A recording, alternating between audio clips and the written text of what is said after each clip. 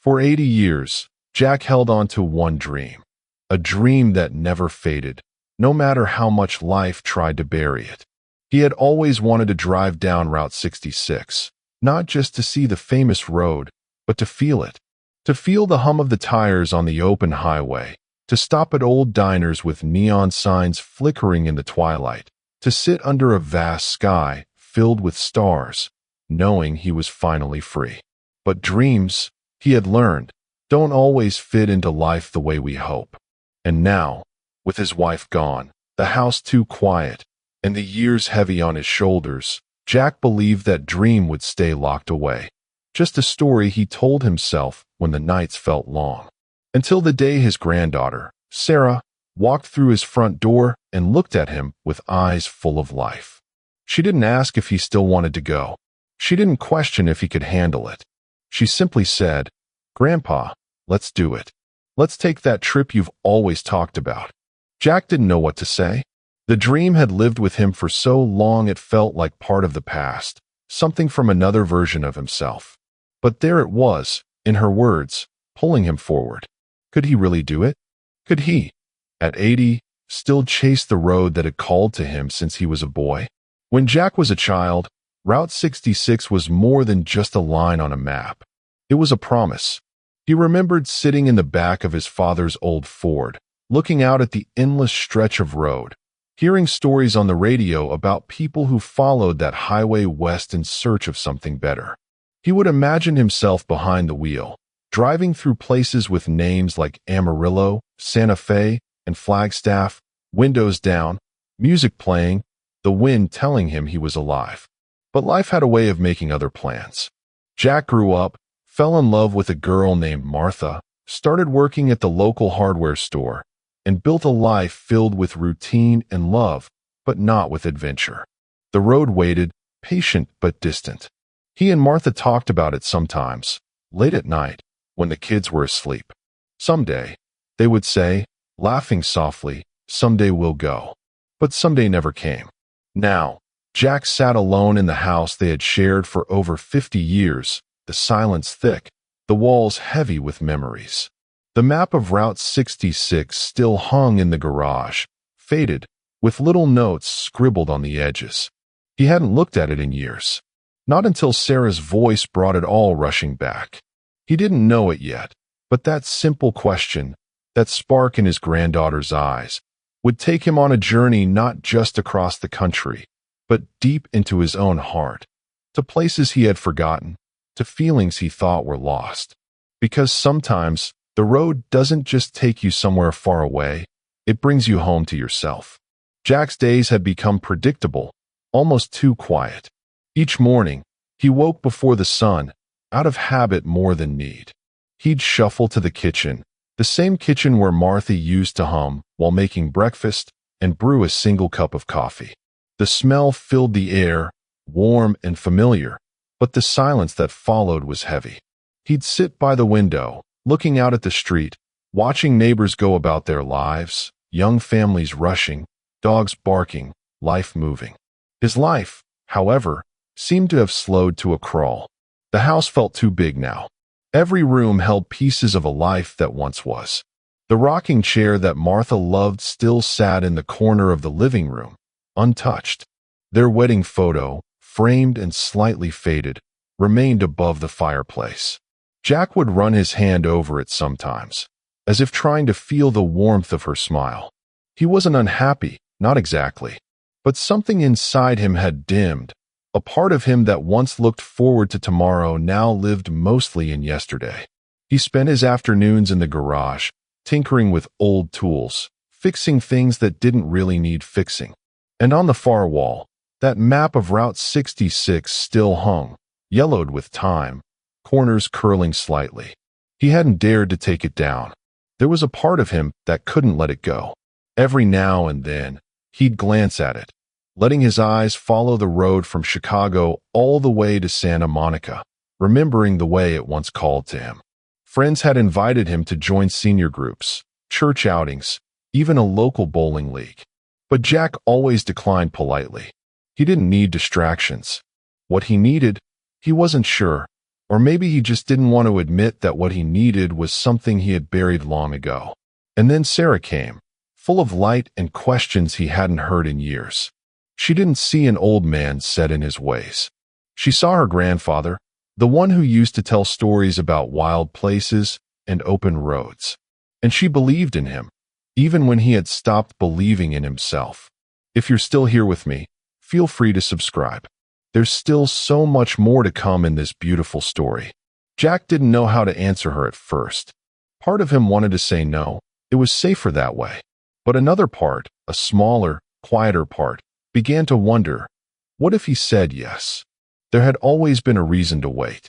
When Jack was younger, the idea of taking off across the country seemed like something only other people did. People with fewer responsibilities, fewer ties. He had wanted it, badly, but there was always something more pressing. First, it was work. He had started at the hardware store when he was just 19, a steady job that paid the bills. Then came Martha, and with her, a love so deep that it made any road seem less important than staying close to home. They built a life together, simple but full. They bought their house, raised 2 children, and spent weekends fixing up the garden or going to Sunday service.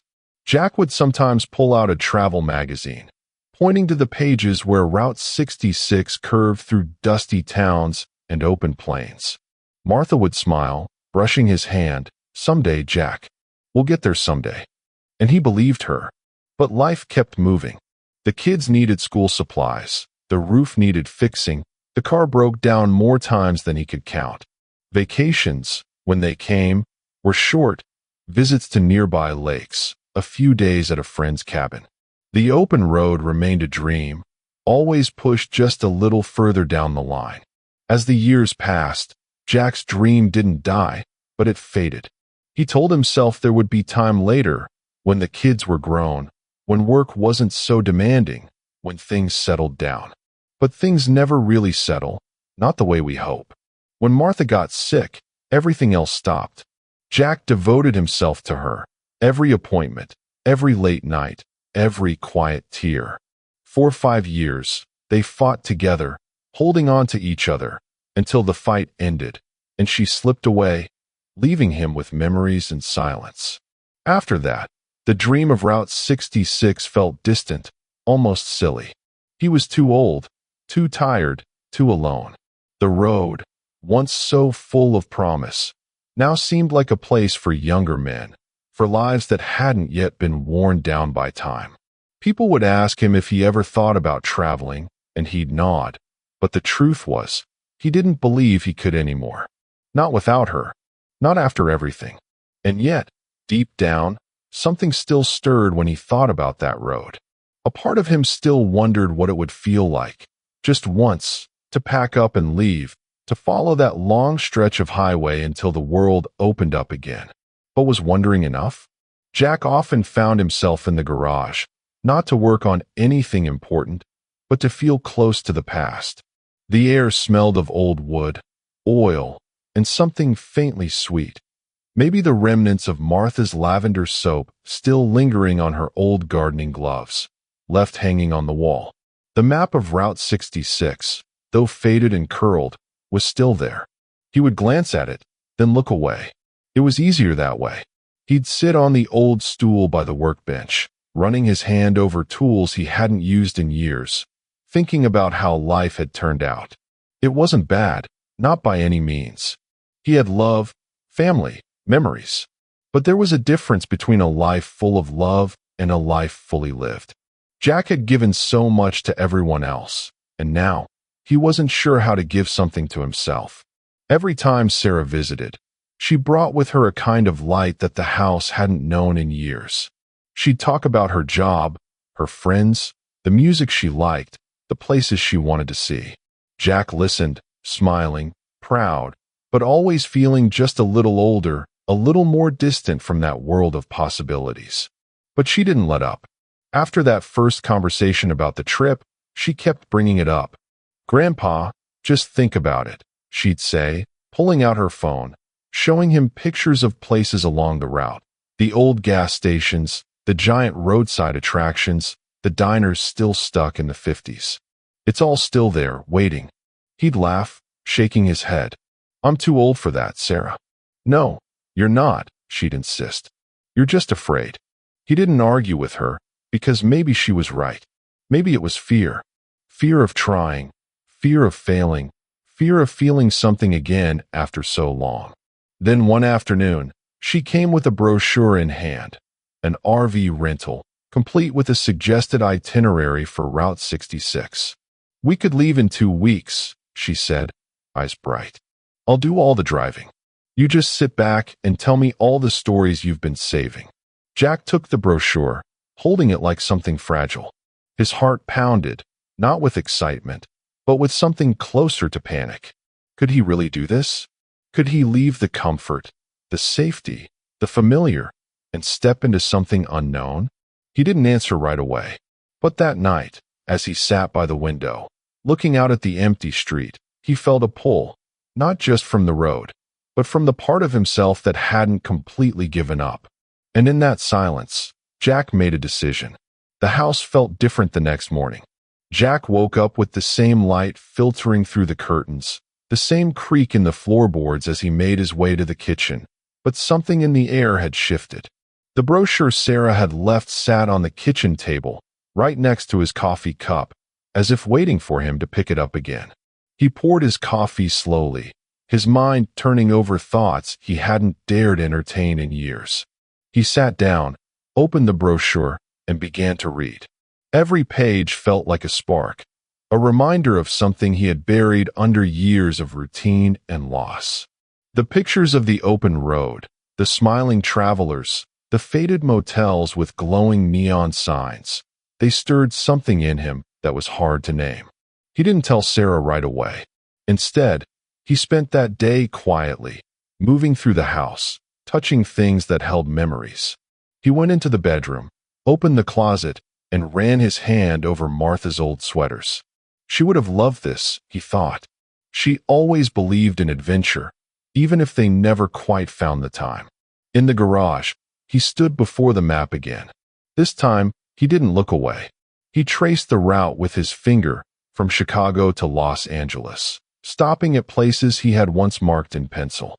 He remembered every reason he had for not going, but now, those reasons didn't feel as heavy. What felt heavier was the thought of never going at all. That evening, as the sun dipped low, casting golden light through the trees, Jack picked up the phone and called Sarah. "Are you serious about this trip?" he asked, his voice steady but cautious. "Of course I am," she said, excitement bubbling through the line. Jack took a breath. "All right then, let's do it." There was a pause, then a cheer. "Grandpa, you won't regret this." As he hung up, Jack felt a strange mix of fear and joy. He wasn't sure what he had just agreed to, but he knew it was something he couldn't ignore any longer. The days that followed were filled with preparations. Sarah came over more often, bringing lists of things they needed, showing him videos of RV travelers, and even playing old songs that Jack used to love, classics from the radio shows he and Martha used to listen to on Sunday mornings. Jack began to feel a spark, small but growing. He cleaned out the garage, dusted off an old camera, and even went shopping for new walking shoes. It felt strange, being excited again. Strange, but good. One afternoon, as he was folding clothes for the trip, he found an old leather jacket tucked in the back of the closet. It was the one he wore when he and Martha first started dating. He tried it on. It still fit, though a bit tighter around the shoulders. He looked at himself in the mirror, laughing softly. "Not bad, old man," he said. Sarah brought him a small notebook. "For the road," she said. "Write down everything you feel, everything you see." He held it gently. "I just might." That night, Jack sat on the porch, looking out at the stars. The road was waiting, and for the first time in a long time, he was ready to meet it. But what he didn't know was that this trip would be more than a drive through the past. It would become a journey towards something he never expected to find. As the day of departure drew closer, Jack felt something he hadn't felt in years: anticipation. The house that once felt like a museum of memories now buzzed with purpose. He moved with a new energy, packing and repacking, checking off items from Sarah's carefully written list. The suitcase, which had gathered dust in the closet for decades, now sat open on the bed, half filled with shirts, socks, and a few old keepsakes he didn't want to leave behind. Sarah visited every day, bringing with her not only excitement, but a sense of reassurance. She showed him maps, marked out stops along the way, quirky museums, classic diners, scenic overlooks. "We'll take it slow," she promised. "This isn't about rushing. It's about enjoying the ride." Jack nodded, grateful. He didn't want to miss a thing. One afternoon, they sat at the kitchen table, planning the first leg of the trip. Sarah had brought a stack of old records, and the familiar sound of Johnny Cash filled the room, blending perfectly with the warmth of the sunlight streaming through the window. Jack leaned back in his chair, a soft smile on his face. "I never thought I'd be doing this," he said. "Not at 80. Sarah looked at him, her eyes shining. "It's never too late, Grandpa." And as Jack sat there, watching his granddaughter, feeling the joy of the moment, he realized something. He wasn't just doing this for himself. He was doing it for her too, for showing him that life didn't have to slow down just because the years had passed. Since you're still watching, maybe this story touched you too. Subscribe if you haven't yet, and stay with me. The most special moments are still ahead. In the days before they left, Jack did something he hadn't done in a long time. He wrote a letter to himself. He wrote about the dreams he had as a young man, the love he had shared with Martha, the years he had spent waiting. And at the end, he wrote, "I'm ready now." The morning of the trip, Sarah arrived early, her car packed, the RV already waiting at the rental lot. Jack stood by the door, suitcase in hand, heart beating fast. He looked around the house one last time, taking in the quiet, the familiar, and then stepped outside.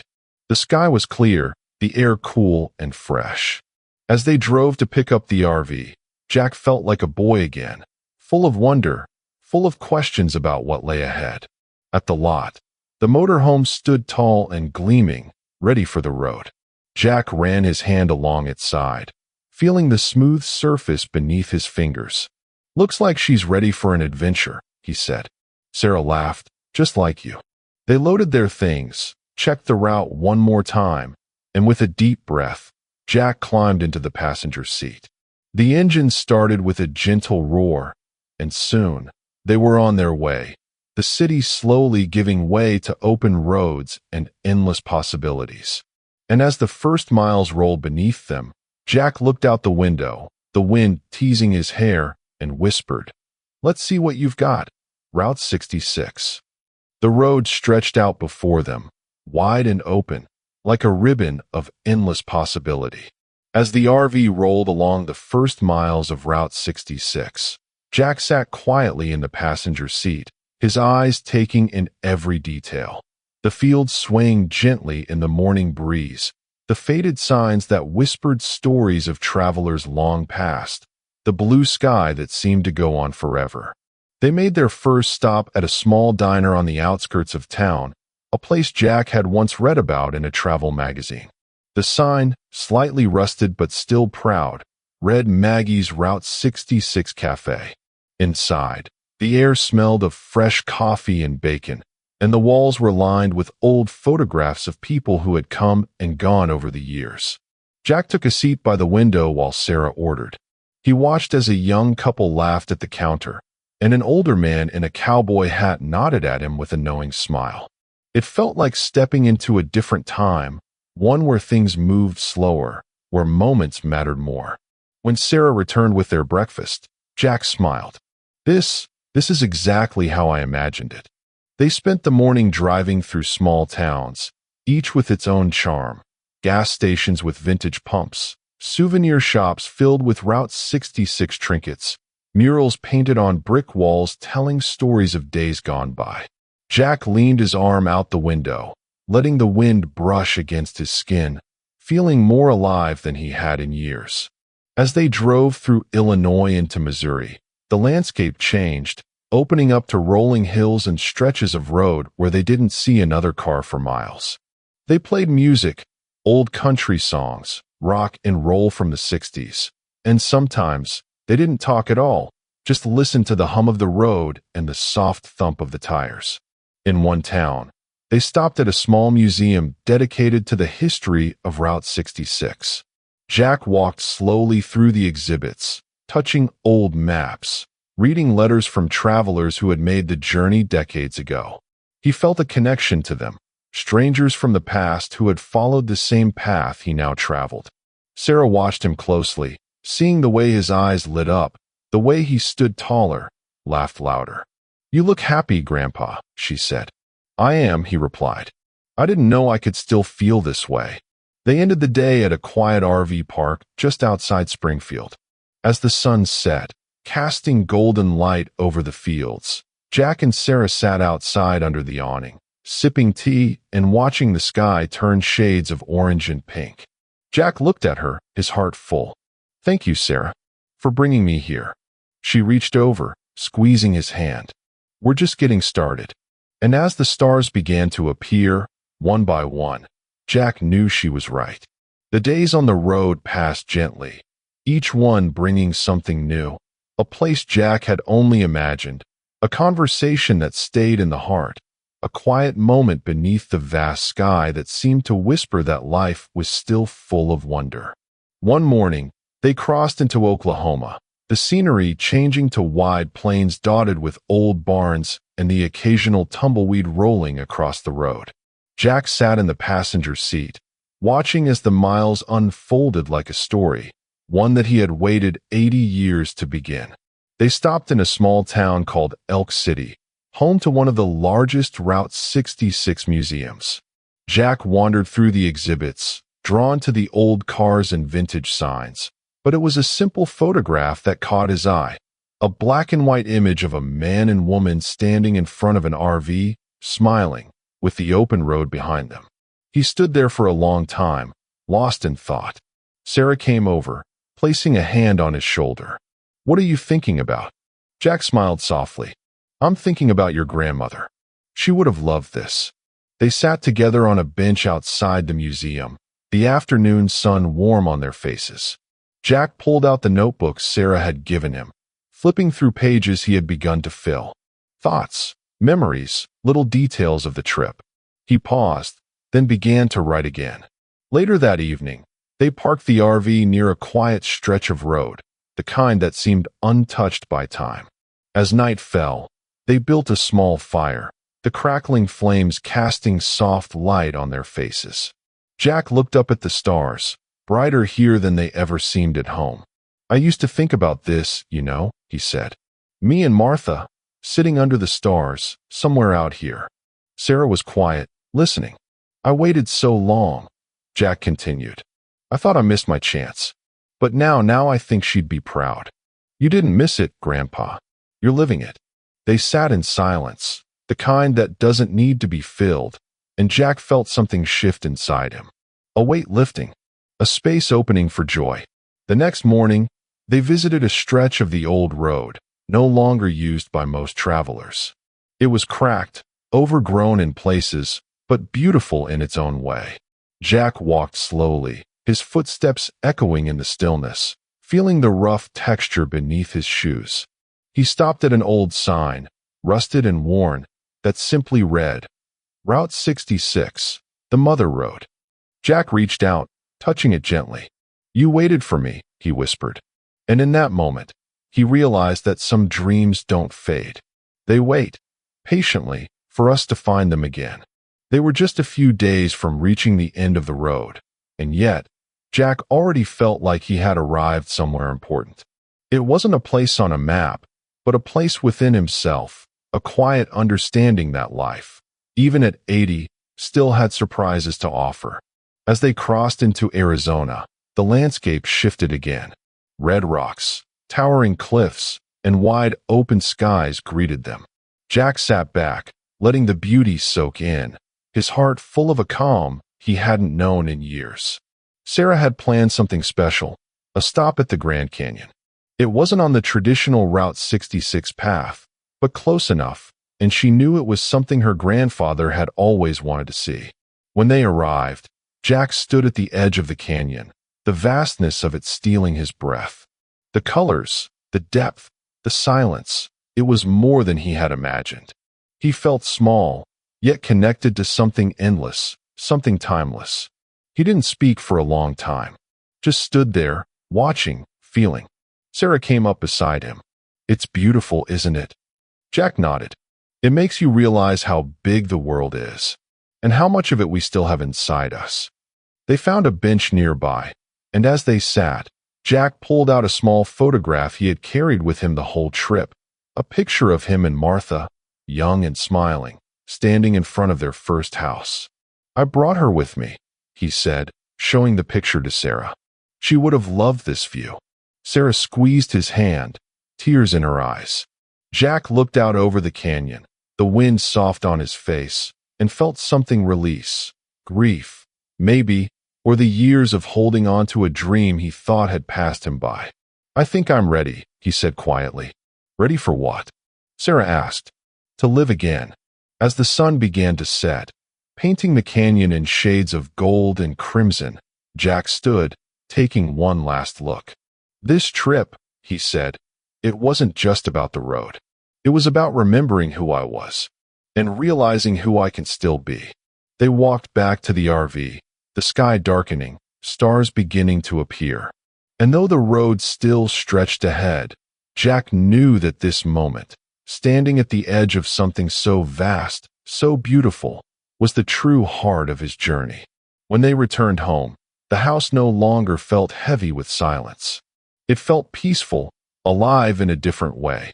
Jack walked through each room, not with the same sorrow as before, but with gratitude.